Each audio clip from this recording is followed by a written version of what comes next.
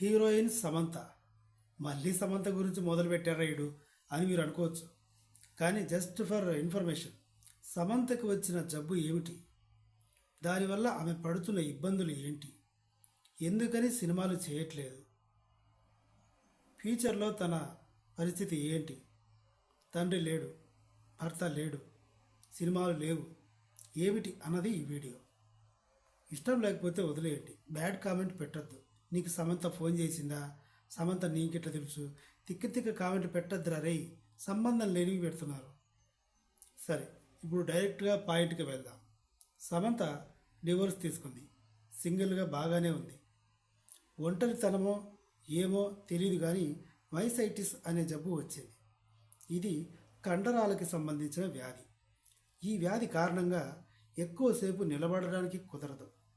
అసలు నిలబడడానికి కుదరనప్పుడు షూటింగ్లో ఎలా పార్టిసిపేట్ చేస్తుంది, డ్యాన్సులు అవి ఎలా పార్టిసిపేట్ చేస్తుంది.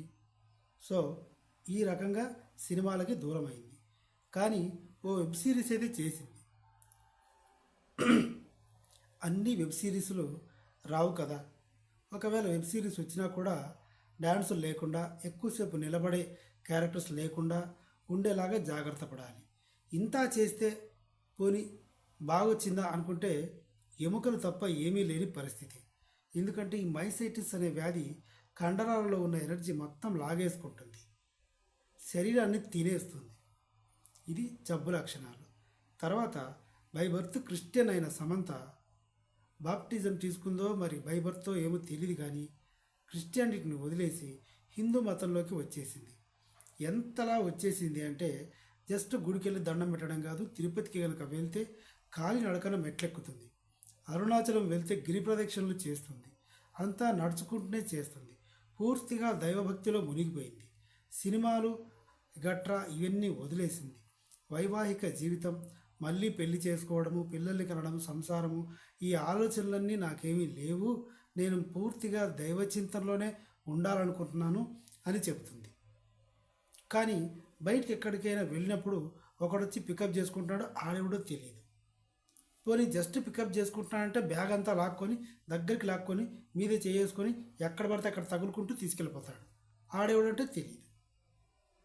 ఏ ఇంటర్వ్యూలు అడిగినా చెప్పదు. ఒకడేమో జిమ్ కోచ్ అంటాడు, జిమ్ కోచ్ వచ్చింది తీసుకెళ్ళిపోతాడు, ఏమో చెప్పలేము, తీసుకెళ్ళిపోతాడేమో దరిద్రం. సో సమంత గురించి పక్కన పెడితే, సమంత పోయాక హిట్ కొట్టిన నాగ చైతన్య శోభిత వల్లనే హిట్ కొట్టారు అని అందరూ అనుకుంటున్నారు. మేబీ కావచ్చేమో కూడా. సో ఇదనమాట, సమంతకు ఉన్న జబ్బు కారణంగా, పర్సనల్ కారణాల వల్ల సినిమాలకు దూరం అయిపోయింది. Better luck next time. Please subscribe my channel. Thank you.